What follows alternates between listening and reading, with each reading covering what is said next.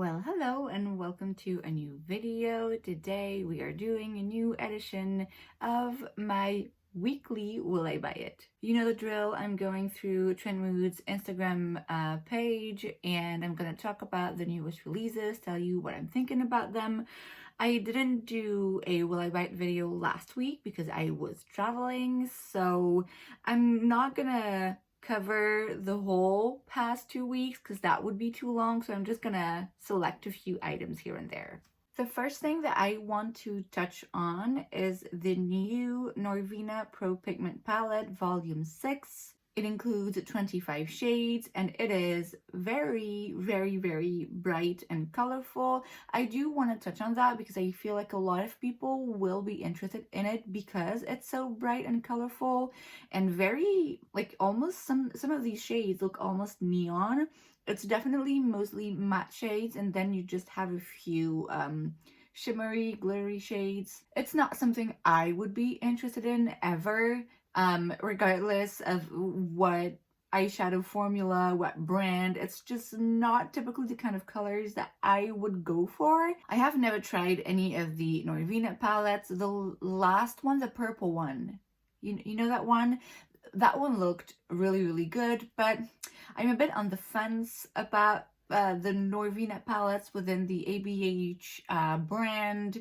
I'm not really sure. These are pressed pigments. They're a bit more difficult to work with. I'm not sure that my level is there yet for me to dabble into these kinds of pressed pigments. All of that to say that even if I was willing to spend that kind of money for that kind of formula, I would be more willing to buy another Color Story. This doesn't really speak to me, but I must say it's very bright. It's not a rainbow palette. It's not a neon palette. It's interesting. It's definitely interesting. It doesn't really look like a lot of other things I've seen before, so I must give it out to Norvina. It is quite an interesting color story, especially for those of you who like bright, colorful looks. We have a skin collection by Zara. Okay, the packaging, I must say, oof, it bums me a little bit because the bottles, the foundation and concealer bottles are on the side. It just, yeah, it annoys me a little bit, but that's a detail, I guess.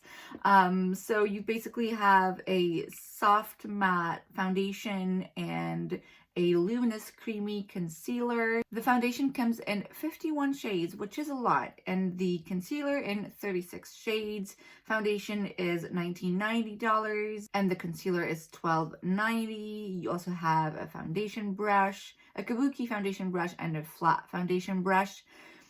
I don't really know what to think about it. I don't think I've ever seen Zara makeup. I know they had lipsticks and a few things back then. I don't know if they stopped those collections or I don't know what's going on with that. Can't say I'm super interested, but I'm curious. I'm curious to see reviews, but I still haven't watched any. I'm curious to hear what people have to say about it. Still in the complexion side of things, we have the new Positive Light Tinted Moisturizer Broad Spectrum SPF 20 by Rare Beauty. I feel like I have to touch on this because it's probably gonna be reviewed by every YouTuber out there. It's gonna be loved, I'm sure. Those kinds of products just do not speak to me. I have just recently purchased my very first Rare Beauty item, which I will probably film about it today or tomorrow, we'll see. Anyway, I've never tried anything from the complexion side from Rare Beauty. I don't really know what to think about it because I hear a lot of different things. I think the brand is very much hyped up and I'm not sure why. I mean, they have nice packaging. They have what seems to be nice products, but for some of them that I have swatched in stores, I wasn't super impressed. So I don't really know how I feel about the brand generally speaking, but this, I mean, yeah, we're all about the light coverage tinted moisturizer phase right now, which, you know, I'm not I'm not about that life, okay? That's not me. That's not the kind of makeup I like to do. I mean, let's face it, I feel like I'm not, like, my skin is not at the point where I would feel comfortable with such a light coverage. I mean, that, let's just say it how it is. So I'm not interested, but I felt like it was such a big release of the past couple of weeks, I had to talk about it. Another thing I do want to talk about, because it's rare enough for me to mention, is a new product by Fenty, which I am not at all interested, not even curious, not even a little bit, and that never happens. I'm not buying everything that Fenty releases. Sometimes I have to admit to myself that, okay, you don't need this, or you're not really into that kind of makeup or whatever. But most of the time I would at least be curious, and at least I would be like, I wonder what it's like.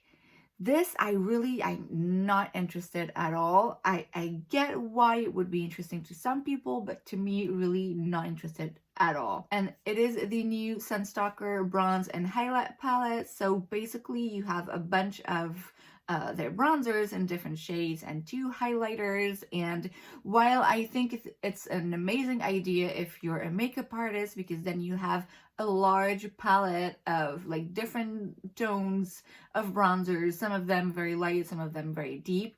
That's great for a makeup artist to be able to cover different skin tones. Me personally, I have no use for a palette like this. There's at least 2 shades I would never ever use, because that's not my skin color. I already have 2 of their powder bronzers, which I love. The formula is really, really amazing. It's just, I have the shades that I need, so there's really no point. Even if you don't have that bronzer and you want to try it out in your shade. Just buy your shade, it's just, it doesn't really make sense as a consumer to me.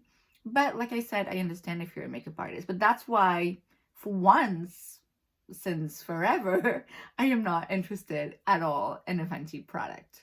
Another thing I want to talk about, because oh my god, that packaging, it just kills me. I cannot even look at it. It's the new collaboration between XX Revolution and the Powerpuff Girls. So XX Revolution is one of the brands associated with Makeup Revolution. I don't really get it. They have like 10 different brands.